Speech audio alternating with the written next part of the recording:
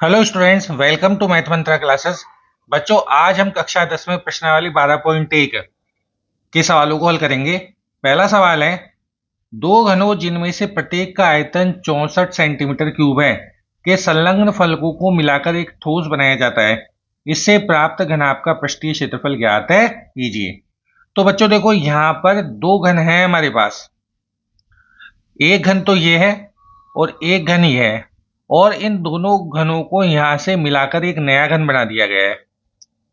तो इस प्रकार से ये एक पूरी आकृति एक नया घनाभ बना है।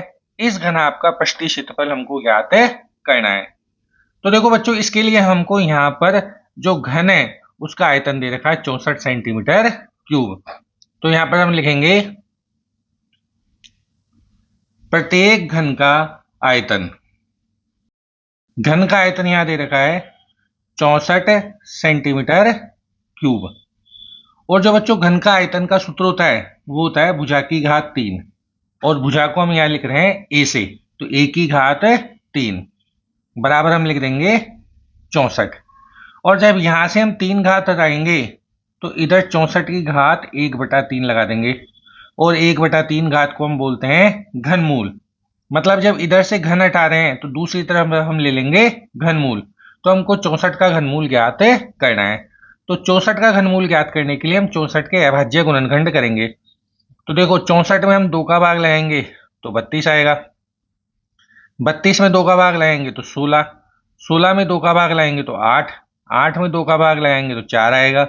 4 में 2 का भाग लगाएंगे तो 2 आएगा, और 2 में 2 का भाग लगाएंगे तो 1 आएगा। तो यहाँ पर 2 आया है, 1 2 3 4 5 6, 6 बार 2 आया है। तो बच्चों इसके बाद हम 64 को लिख सकते हैं 64 बराबर 2 गुणा 2 गुणा 2 गुणा 2 गुणा 2 गुणा 2। और घनमूल निकालने के लिए हम 3 के जोड़े बनाएंगे। तो 3 का एक जोड़ा ये बना लिया, 3 का एक जोड़ा ये बना लिया।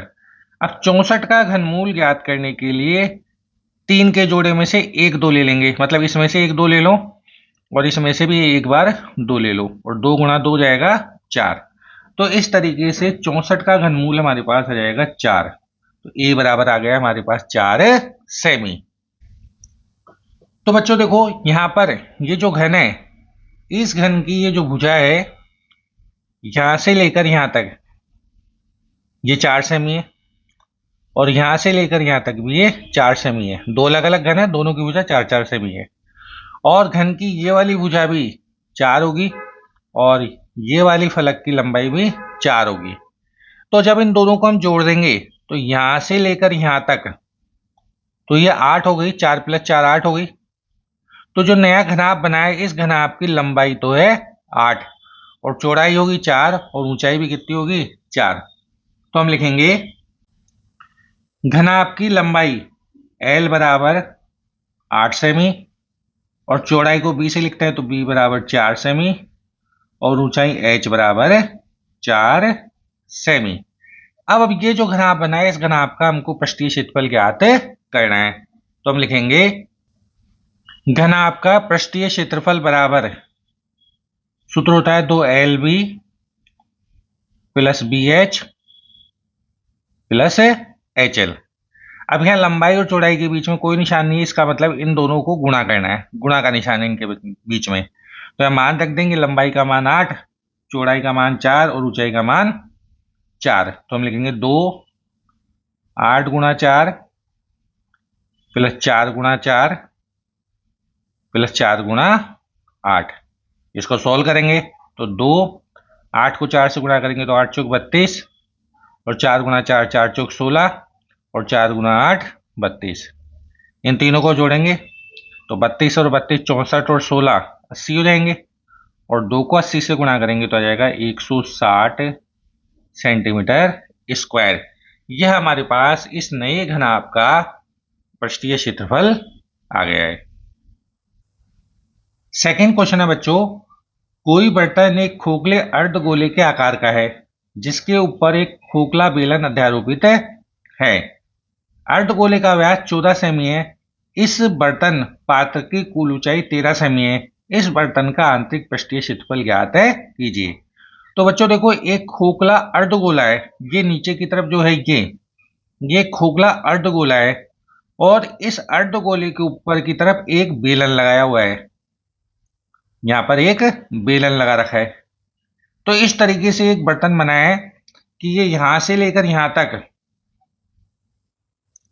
तो बेलन है और यहां से लेकर यहां तक ये अर्धगोला है और इस अर्धगोले के ऊपर एक बेलन लगा रखा है। तो इस तरीके से जो पूरा एक नया पात्र बना, बर्तन बना है, इसका आंतरिक पृष्ठीय क्षेत्रफल हमको ज्ञात करना है। सबसे पहले तो अर्धगोले का व्यास 14 सेमी है, मतलब यहां से लेकर यहां तक ये हमारे पास 14 सेमी है।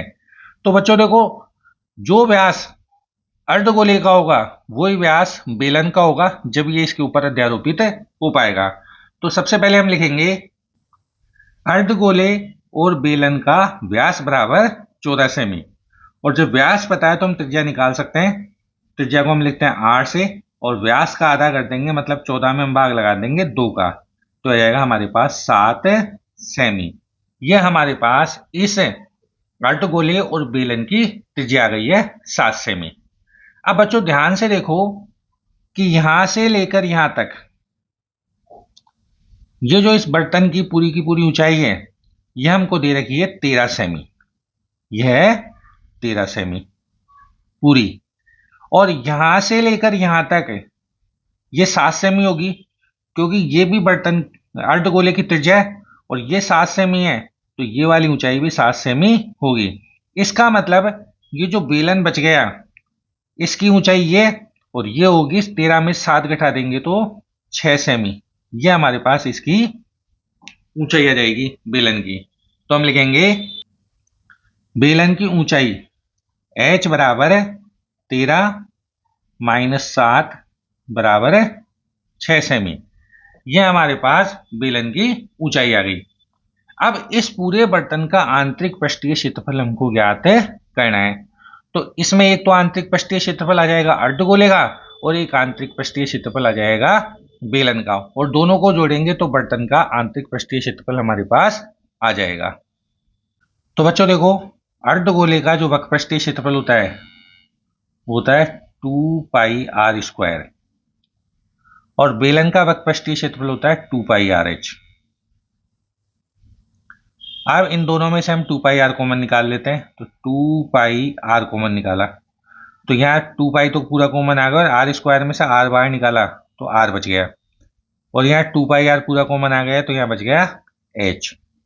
अब इसे मान रखेंगे तो 2 गुणा पाई का मान 22/7 और आर का मान है 7 गुणा आर का मान रख देंगे 7 और एच का मान है 6। यहाँ पर ये 7 एकम 7 7 एकम 7 कट जाएगा और 2 को 22 से गुणा करेंगे तो ये हमारे पास आ जाएगा 44, और 7 और 6 को जोड़ेंगे तो 13 आएगा। 13 को 44 से गुणा करेंगे तो 13 चौको 52 के 2 हासिल लगी 5 और 13 चौको 52 और 5 57, तो आ जाएगा 572 सेंटीमीटर स्क्वायर। यह हमारे पास बर्तन का आंतरिक पृष्ठीय क्षेत्रफल हमारे पास आ जाएगा।